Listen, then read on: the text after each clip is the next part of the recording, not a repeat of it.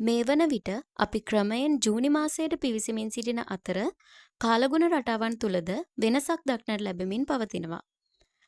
මැයි මාසය තුල ශ්‍රී ලංකාවට සාමාන්‍යයට වඩා ඉහළ වර්ෂාපතනයක් ලැබුණු අතර දිවයිනේ බොහෝ ප්‍රදේශවලට තදවැසි, ගංවතුර අවදානම් සහ අස්ථාවර කාලගුණ තත්ත්වයන් වලින් බලපෑම් ඇති වුණා. සාමාන්‍යයෙන් පෙර වසරවලදී මැයි මාසයට ලැබෙන සාමාන්‍ය වර්ෂාපතනය වන්නේ මිලිමීටර් 120ක් පමණ වුවත් මෙම වසරේදී එය මිලිමීටර් 240ක අගයක් වාර්තා කර තිබුණා. අද වීඩියෝවෙන් මැයි සහ ජූනි මාසවල දේශගුණික රටාවන් සංසන්දනය කරමින් ඉදිරි දිනවල අපේක්ෂිත කාලගුණ තත්ත්වයන් පිළිබඳව නවතම දත්ත ඇසුරින් විමසා බලමු. ප්‍රථමයෙන්ම මෙම සිතියමට ඔබේ අවධානය යොමු කරන්න. මෙය ශ්‍රී ලංකාවේ ඇතිවන ඍතූන් මත පදනම් වූ දේශගුණික කලාප නිරූපණය කරනවා.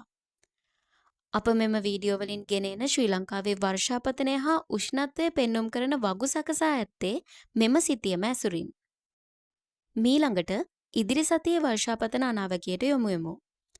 මැයි 27 සිට ජූනි 2 දක්වා කාලය තුල බටහිර තනිතලා සහ කඳුකර ප්‍රදේශවලට මිලිමීටර් 85ත් 115ත් අතර වර්ෂාපතනයක්ද දකුණු තනිතලාවලට මිලිමීටර් 65ත් 85ත් අතර වර්ෂාපතනයක්ද උතුරු සහ නැගෙනහිර ප්‍රදේශවලට මිලිමීටර් 25ත් 55ත් අතර වර්ෂාපතනයක්ද ඇතිවිය හැකියි. ජූනි මාස 3 සිට 9 දක්වා කාලගුණ අනාවැකිය බටහිර තනිතලාවලට සතියට මිලිමීටර් 105ත් 125ත් අතර වූ ඉහළ වර්ෂාපතනයක්ද බටහිර කඳුකර සහ දකුණු තනිතලාවලට සතියට මිලිමීටර් 75ත් 105ත් අතර වූ ඉහළ වර්ෂාපතනයක්ද අනෙකුත් බොහෝ ප්‍රදේශවල වර්ෂාපතනයේ ඉහළ යාමක්ද අපේක්ෂා කළ හැකියි. සෑම සිකුරාදා දිනකම ඔබ වෙත ගෙනෙන නවතම කාලගුණ අනාවැකි දැන ගැනීම සඳහා අපගේ YouTube නාලිකාව සබ්ස්ක්‍රයිබ් කර බෙල් අයිකන් එක ක්ලික් කරන්න. මීළඟට අපි මෙහි ඇති ප්‍රස්ථාර දෙසට අවධානය යොමු කරමු. මුලින්ම මෙහි දකුණුපස පහළින් දක්වා තිබෙන තීරු ප්‍රස්ථාරයට ඔබේ අවධානය යොමු කරන්න. ඉන් පෙන්눔 කරන්නේ පසුගිය දින 30 ඇතුළත ශ්‍රී ලංකාවට ලැබුණු දෛනික වර්ෂාපතනයයි. එහි මැදයේ ඇති කළු පැහැ රේඛාවෙන් දැක්වෙන්නේ එම දිනට ලැබිය යුතු සාමාන්‍ය වර්ෂාපතනයයි. දකුණුපස ඉහතින් දක්වා ඇති ප්‍රස්ථාරයට ඔබේ අවධානය යොමු කරන්න. එහි මැදයෙන් ඇති සරල රේඛාවෙන් පෙන්눔 කරන්නේ ගත වුණු දින 30 ඇතුළතදී ශ්‍රී ලංකාවට ලැබිය යුතු සාමාන්‍ය වර්ෂාපතනයයි. අනෙකුත් රේඛාවෙන් පසුගිය දින 30 ඇතුළත ශ්‍රී ලංකාවට ලැබුණු වර්ෂාපතනය පෙන්වයි. මෙම ප්‍රස්ථාරයේ සාමාන්‍ය වර්ෂාපතනයට වඩා ලැබුණු වර්ෂාපතනයේ අඩු නම් එම ප්‍රදේශයේ දුඹුරු පැහැයෙන්ද වැඩි නම් එම ප්‍රදේශයේ කොළ පැහැයෙන්ද දක්වා තිබෙනවා. මීළඟට අපි ගත වූ කාලය තුල දිවයිනේ ඇති වූ වැඩිම වර්ෂාපතනයන් පිළිබඳ නිරීක්ෂණය කරමු. ඒ අනුව මැයි මාසයේ වැඩිම වර්ෂාපතන තත්ත්වයක් වාර්තා වූයේ මැයි මාස 21 වන දිනයි. එදින ඇති වූ වැඩිම වර්ෂාපතනයන් ලෙස රත්නපුරින් මිලිමීටර් 197ක්ද, කටුනායකින් මිලිමීටර් 176ක්ද, කොළඹින් මිලිමීටර් 100ක්ද ලෙස වාර්තා වුණා. ශ්‍රී ලංකාවේ සාමාන්‍ය දෛනික වර්ෂාපතනය මිලිමීටර් 5ක්. ගත වූ අනෙක් මාසවලට සාපේක්ෂව මැයි මාසයේදී වර්ෂාපතනයේ සාමාන්‍ය අගයට වඩා ඉහළ අගයක් ගනු ලැබුවා. මැයි මාස 21 සිට 26 කාලය තුල සාපේක්ෂ වියලි තත්ත්වයක් පැවතුන අතර කලාප අනුව වර්ෂාපතන වෙනස්කම් දක්නට ලැබුණා.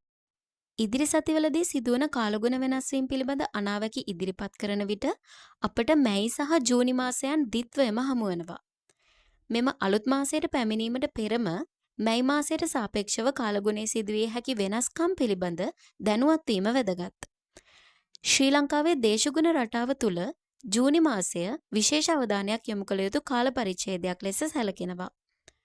මැයි මාසයේ තද වර්ෂාපතනයෙන් පසු ජූනි මාසයේදී බටහිර සහ නිරිත ප්‍රදේශවල ගංවතුර සහ නායෑම් අවදානම තවදුරටත් පවතින අතර ඩෙංගු ව්‍යාප්තියද ඉහළ යාමේ ප්‍රවණතාවක් දක්නට ලැබෙනවා.